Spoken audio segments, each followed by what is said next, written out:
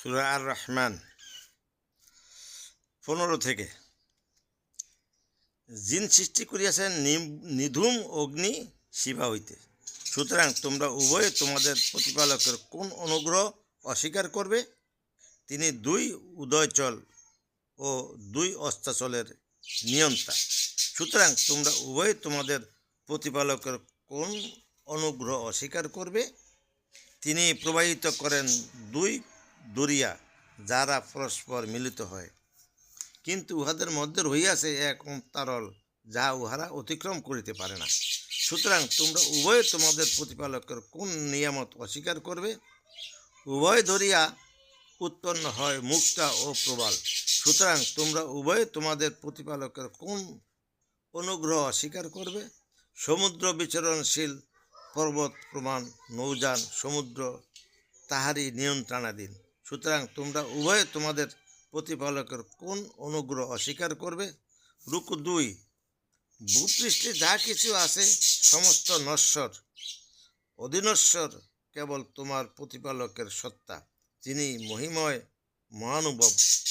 সুতরাং তোমরা উভয়ে তোমাদের প্রতিপালকের কোনো অনুগ্রহ অস্বীকার করবে? আকাশমণ্ডলীয় পৃথিবী যাহারা আছে সকলেই তাহার নিকট প্রার্থী। তিনি প্রত্যহ গুরুত্বপূর্ণ কার্যে রত। সুতরাং তোমরা উভয়ে তোমাদের প্রতিপালকের কোনো অনুগ্রহ অস্বীকার করবে?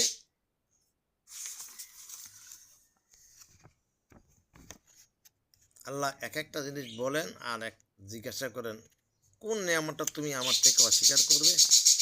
এরপরে আল্লাহ পাক আবার বলেন, হে মানুষ ও জিন, আমি শীঘ্রই তোমাদের প্রতি মনোনিবেশ করিব। সুতরাং তোমরা উভয়ে তোমাদের প্রতিপালকের কোনো অনুগ্রহ অস্বীকার করবে? হে জিন ও মনুষ্য সম্প্রদায়, আকাশমণ্ডলী পৃথিবীর সীমা তোমরা যদি অতিক্রম করিতে পারো, অতিক্রম করো, কিন্তু তোমরা অতিক্রম করিতে পারিবে না সনদ ব্যতি রেখে।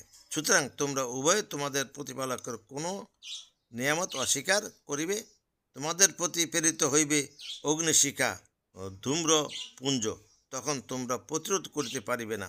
সুতরাং তোমরা উভয়ে তোমাদের প্রতিপালকের কোনো নিয়ামত অস্বীকার করবে?